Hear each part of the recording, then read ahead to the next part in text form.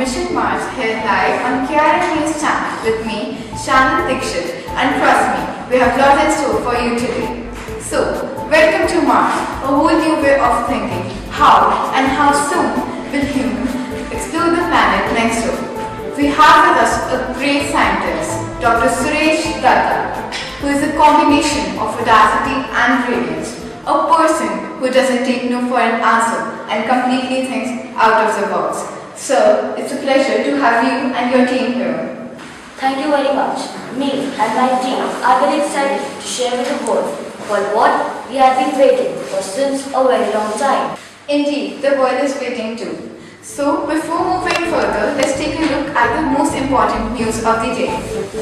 India seems to have successfully launched its first mission to Mars, which makes India the first Asian country and the fourth country in the world to have a successful mission to the red planet, if in fact the probe does reach the planet. And it's going to be a while because the goal is to reach Mars, but the journey will take 300 days. The distance that this orbiter has to travel is 680 million kilometers. A huge success for the nation and which would surely bring the eyes of other countries on India. Sure it will. India has always been a superpower and has successfully launched its mission on Moon. And we are hoping that this mission of ours will not disappoint us.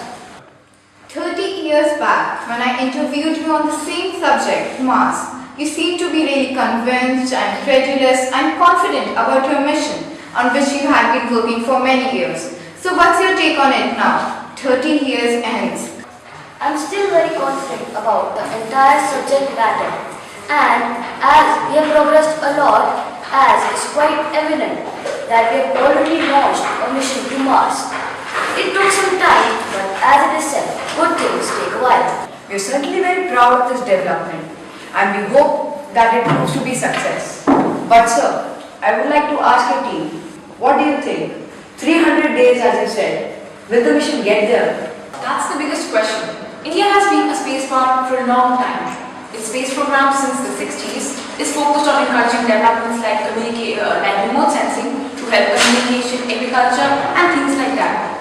This mission to Mars is chiefly a technology demo which will help us inspire the next generation of Indian technologists and engineers. It will be a triumph if we get there and find out if life is possible there or not. What precautionary measures were taken for a safe landing on the red planet? Well, our men have been well trained for years and we have taken measures we could for their survival and safe landing.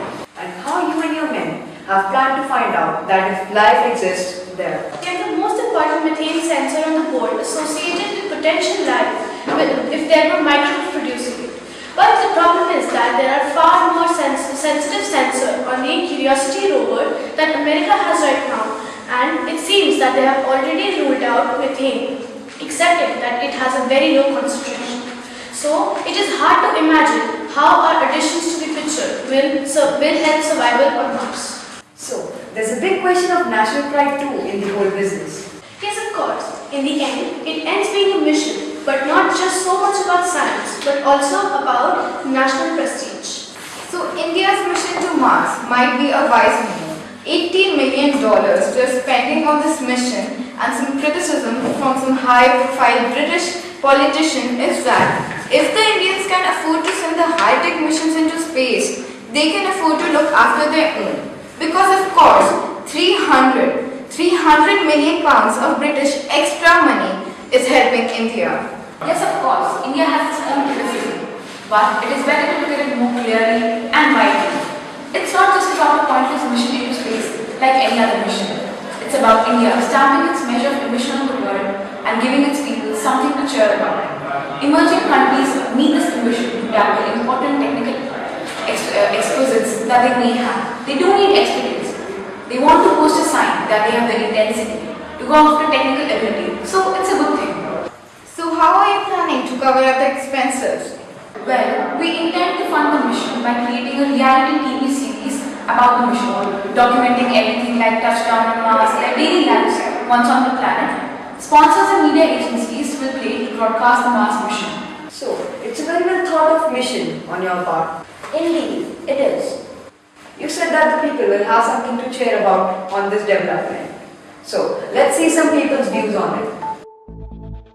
Very excited that our country is progressing more and more and to be one of the nations who are progressing towards Mars.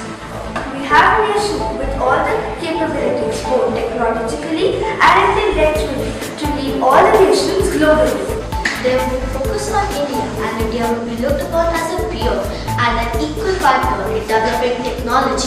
There's nothing special to be achieved by me or by my country by sending someone in outer space and then later realizing that we have got same result which someone already have got 5 years back. It gives a kind of an edge to India, like if we are doing it before China. It does not really matter who goes there first, as long as we are amongst the first 5 countries. I'm not just so excited, but actually proud that India is taking a big step towards it. If India can touch Mars, it can touch anything. So people surely have a positive view on the mission of the Red Planet. Sure they do. Any development that leads to India becomes a superpower and has a positive effect on the people. I think it's time for a short break. We will be right back.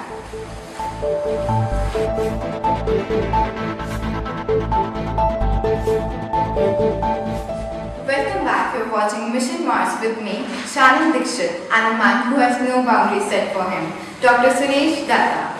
Moving further to a very crucial segment of today's interview, I would like to take a quick look at the headlines. More than 200,000 people from 140 countries have applied to go to Mars and never return, says the group behind an ambitious venture to colonize the inhospitable Red Planet in 2033. Out of the thousands, 40 people were selected. Out of the 40, just 4 participated in the first passage to Mars. None of the 4 will ever return to Earth. What an incredible achievement! How did you implement your entire plan, and which 4 people have you selected? Well, we had hopefuls from America, Brazil, China, of course India, and many other countries too, who applied for a chance to be the very first settlers on Mars, paying $38 application fee. Actually, the price is based on the gross domestic product per capita in different nations. For example, Mexicans pay $15 application fee. We wanted it to be high enough for everyone to really think about it, and low enough for anyone to be able to afford it. So what had been your selection procedure? The astronauts have to complete 8 years of their training. The candidates were isolated from the world for a few months every 2 years in groups of 4 to test how they respond in living with just 3 other people. They were trained in physical and electrical repairs, settlement structures, cultivating crops in confined spaces, and addressing both routine and dental upkeep, muscle tears and fractures. Would the journey be quite dangerous? I mean, it would take a long time of 1 year to reach there. Of course, the 7 to 8 hour journey will be arduous. There will be no showers and only camp and freeze dry food will be there. Astronomers have to complete their 3-hour exercise a day to maintain their muscle mass. When if they ever reach Mars? I mean, we hope that they surely will. But what about their training and like living under these such crucial circumstances? If they survive the trip, the human martyrs have to deal with temperature of minus 55 degrees Celsius, which is the desert-like atmosphere. The atmosphere on Mars is thin, so the settlers have, if they want to go outside, have to go with this spacesuit only. Cabins have to be pressurized at all times. And what about the basic needs like food and stuff? There's no vegetation on the planet, but the mission Mars settlers will begin to grow crops, and specially design units called plant production units. Do you think they would actually be able to survive the trip and accomplish their goals? We have very high hopes from them. The long-term aim is to have a lasting colony. This expansion will not be easy. How soon that will be accomplished is anyone's guess. Very true. Let's just quickly take a look on the countdown to takeoff. In 2021, Mission Mars was founded. 2023, crew recruitment process began. 2025, training selected crew members began. 2026, demonstration mission to launch to provide proof of concept. 2028, rover was launched to find the best settlement location. Once located, it started to prepare for the arrival of cargo missions. A communication satellite was also launched. 2030, cargo missions were launched with the Living United, Life School Systems and supply units. 2031, Rose set up the outpost to the cargo units to prepare for human arrival.